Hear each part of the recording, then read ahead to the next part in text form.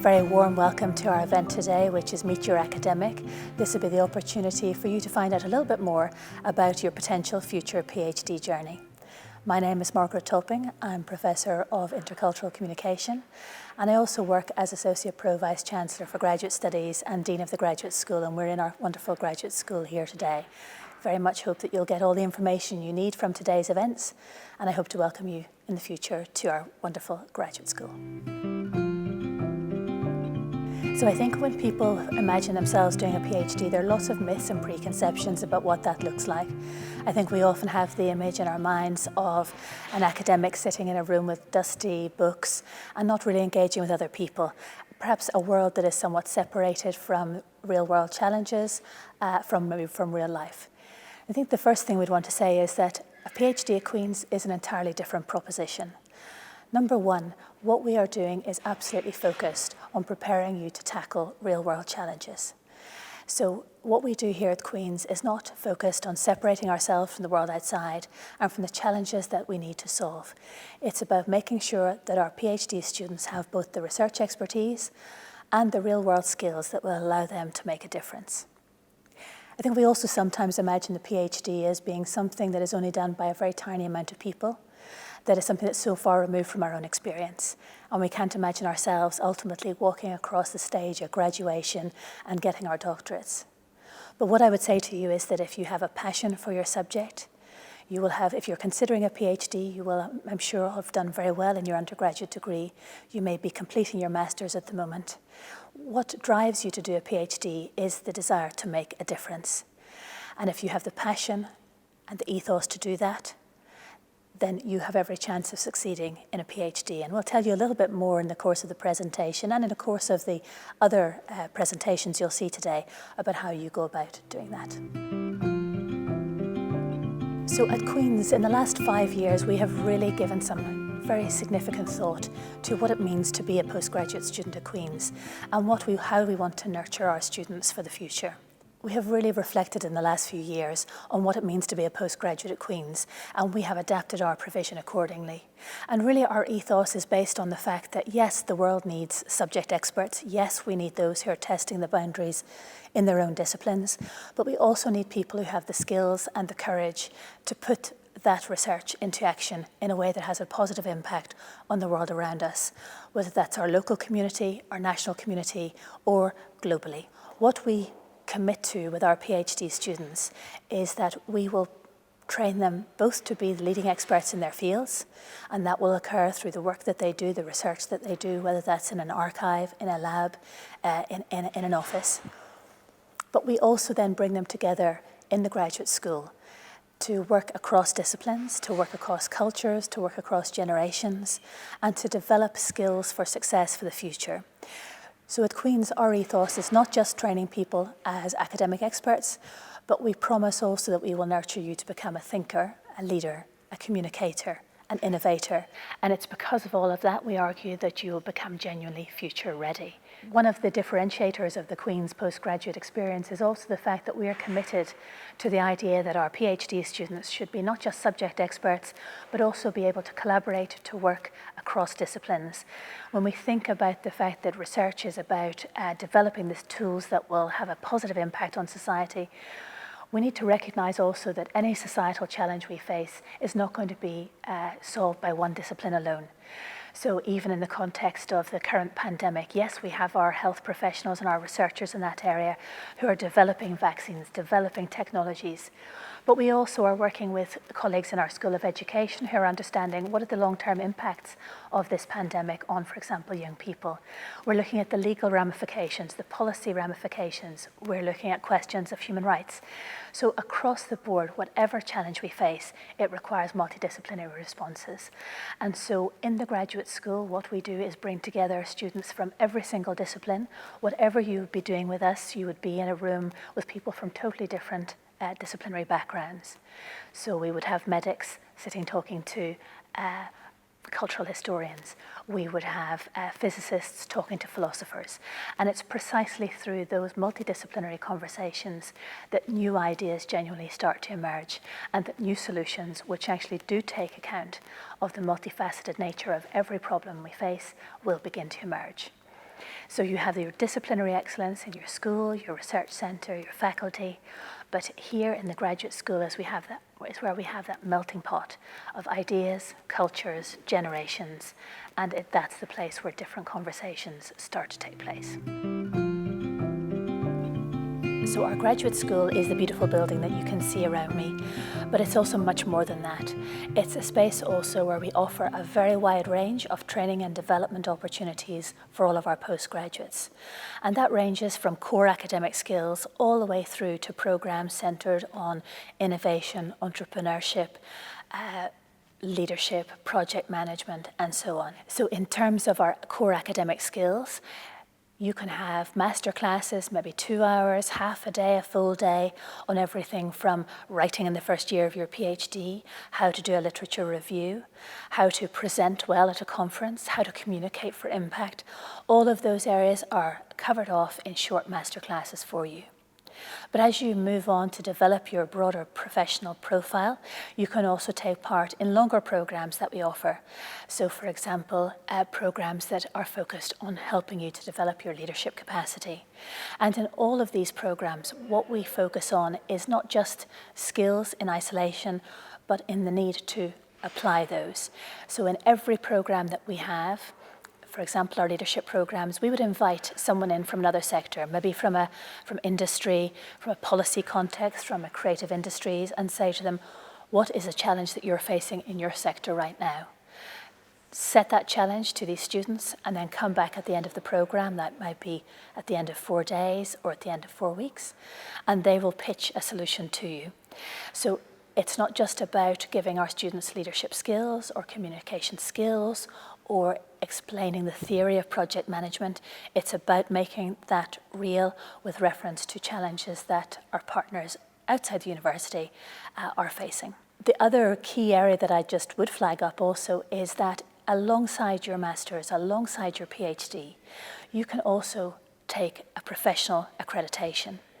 So the Graduate School of Queen's has partnered with the Chartered Management Institute to offer our students a Level 7 certificate in strategic leadership and project management.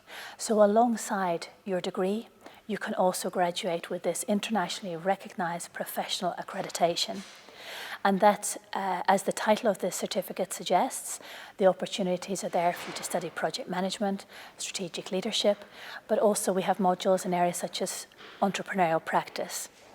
Because if we think about the career trajectories for our PhD students, many of them will want to go on into research careers, but for many others, they will go into industry, they will go into policy, they may go into journalism. They may also want to develop their own business ideas. We're also very keen to nurture not just job seekers, but job creators. So we offer all of our students the opportunity to be trained in entrepreneurial skills, in innovation, in creativity. And through that, they can go on to develop businesses which will have an immediate economic and social impact on their society, both here in Northern Ireland and in their home countries. I focus very much on what the graduate school offers by way of training and development opportunities, the ways that it helps you develop your CV, make yourself stand out, make yourself attractive to employers, whether that's in a university environment or in any other range of industries and sectors. But we should remember that it's also a place of community and connectivity. It's a place where our postgraduates come together to socialise, to have social events, to understand more about the different cultures that we have represented here in the university. It's also a place where they have the opportunity to come into contact with mentors from other sectors, with potential future employers. All of our programmes involve our students being set a real-world challenge by a colleague who's coming in from a partner institution. But we also have many events such as our Innovation After Hours session, our fireside chats, our mentoring schemes where we work with local authorities and with public sector committees to provide our students with the opportunities to be mentored, to understand what it is to work in public sector environments. And so there are many, many opportunities for you to come into contact, not just with other students, not just with academics, but with a wide range of people who will offer the networks that will support you as you move forward. I hope that some of what you hear today will inspire you to think about the PhD as an opportunity for you. If you have, as I've said before, if you have a passion, if you have an interest, if you want to make a difference, then the PhD could be an incredible next step for you. So let me just give you some tips on what to do next in terms of the practicalities of that process of applying for a PhD. The first thing that I would say, and the most important, is that you should make contact with a potential PhD supervisor. It's so important that if an application ultimately comes in from you and it arrives on a supervisor's desk, it's so much better if they have had time to discuss the project with you beforehand, that they have understood where you're coming from, and you have kind of developed what the project might look like together. So if you go onto the Queen's website and type in "find a supervisor," that is a great starting point. And what you will find there is a list of supervisors in every school in the university. If you know that you're interested in a particular subject area, whether that's very broad or quite specific, you can type in a search term and you will get a range of colleagues who will come up who are willing to supervise in that area. So that's the best possible starting point. Make contact with that person, understand what their interests are, how do they align with yours, and that's a great starting point for developing the possibility of a future research career with them. So use our Find a PhD Supervisor website as your absolute starting point. The next step, once you have made contact with a supervisor and found someone that you would really like to work with over the next 3 to 4 years, is to think about the project that you're going to undertake. And this is where we do sometimes see slight differences across our disciplines. So if you're interested in medicine, health and life sciences, or you're interested in engineering and physical sciences, the chances are that your supervisor will have a project that they would offer to you and that they would be keen for you to work on. So a pre-existing project which you would then respond to and take on. If you're working more in the arts, humanities and social sciences, it's a little bit different, because what tends to happen is that you go to your supervisor and you say, I'm interested in this broad area. I'm interested in the impacts on young people of the COVID pandemic in an educational context. And you would start with an idea and you would gradually build the proposal, the research project together.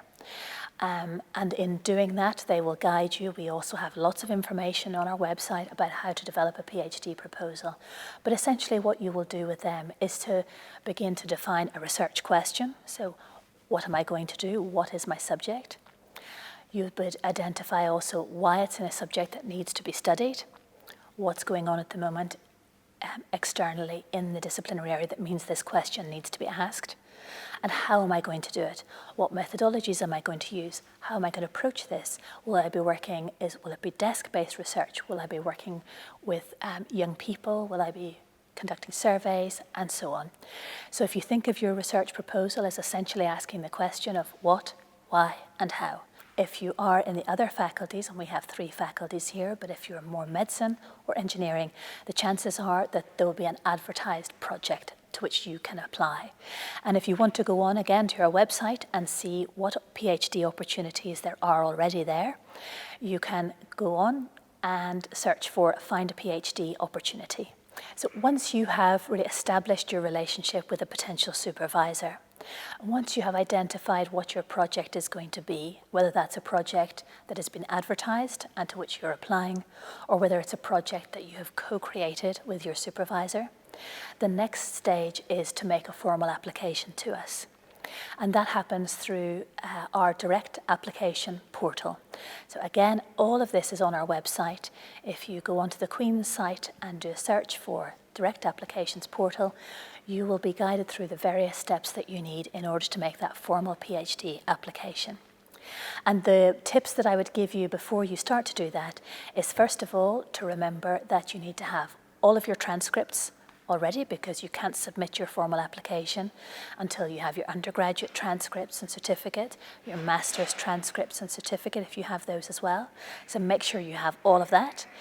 If you completed that in another country, you will need to have a certified translation of those.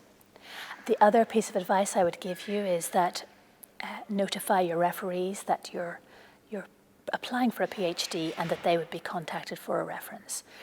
But apart from that, the system will guide you through. It's very, very straightforward. And at that point, your application is submitted. It will go to the relevant supervisor. Hopefully, you will have had many conversations with them already, so they will expect this, they will know it's coming, and then the offer can be made from there. And the moment you have your offer, all sorts of processes will start, which will give you all the information you need for starting your PhD project. Some of you, as you think about embarking on a PhD, may have recently finished your master's degree, may have recently finished your undergraduate degree, and therefore feel quite confident about moving on to the next steps. But there are still lots of things that you can do to prepare yourself for that shift into the PhD. And I would say this is also very relevant for those who have maybe been out of study for quite some time. We have more and more students who are coming to us having had a career of 20 years and deciding, no, I'm coming back, I want to do the PhD now. So whatever your background is, whether you're coming directly from prior study or whether you're coming back into study from a professional environment, there are a number of things that you can do. I think some practical tips first of all. I would say brush up on your study skills, particularly if you've been out of education for some time. And there are great publications out there that will help you think about your academic skill set. Also on our own Queen's website, if you look at our Centre for Educational Development website, you'll find a whole host of resources there that will just help you get back into the way of thinking about writing, referencing, researching, critical reading, critical writing. The final point I think I would make is also just to think about your own personal and professional attributes. To think about from an early stage, not just what you want to achieve in your PhD, but also what you want to achieve and how you want to develop as a person. So we would talk to you when you arrive here about doing a skills audit. And it's one of the things that we would do with you in the graduate school. We would help you to identify your own strengths and the areas that you might need to develop. We would help you develop your own personal development plan, as we call it, which allows you to see, yes, I want to develop my communication skills. I want to develop my confidence. I want to feel more able to speak openly at a conference, in a seminar, whatever it might be. And we would work with you to develop a tailored plan that allows you to work through opportunities in your school, your faculty, your research centre, but also opportunities and courses that we offer here to help you develop that skill set. So that each year, at the end of each year of your PhD, you can assess, this is what I set out to do. These are the programs, these are the opportunities that I took. Here are my reflections on how that worked, and here's where I think I need to develop further. We do work with you and support you in that, but it's never too early to start that process yourself. So undertaking a bit of a skills audit, and you can begin to think about some of the areas that are really useful to you as a researcher by going onto the VTI website, where you will find a kind of a skills audit section, which is absolutely designed for PhD researchers. So never too early to think about not just your academic skills, but your personal and professional skill set and how you want to develop as a PhD student. So I hope that what you've heard thus far has inspired you or intrigued you to think about the possibilities of a PhD as a next step in your own career. If you're interested in finding out more, please do take the time to listen to the other presentations that are available on our website. But there are also opportunities here to take part in live sessions where we have existing PhD students talking about their experience. There's also an opportunity for you to come into contact with the potential supervisors in your field. Supervisors who'll tell you about their research, who will say, these are the sorts of projects that I run, these are the sorts of areas in which I would love to have a PhD student like yourself working with me. So take maximum profit from all of what's available today in our event. And if you have any further questions subsequently, please do get in touch with us. You'll find all of the information for the graduate school on our website, and you will also be able to engage with each of our faculties, and they will point you in the direction of further information, help you identify a supervisor, give you advice on where to find funding. So do look out for all of those email addresses which will be present on our web page here today. If you're thinking about a PhD as an opportunity, if you're excited about the prospect of making a difference in the real world, if you have a passion to challenge the process, to challenge existing thinking in your discipline, then go for it. Speak to all of the experts that we have available for you today. continue to do your research into the opportunities available for you and come back to us with any questions that you might have. I very much hope that I'll be able to welcome you in person to the graduate school in the not too distant future. Thank you.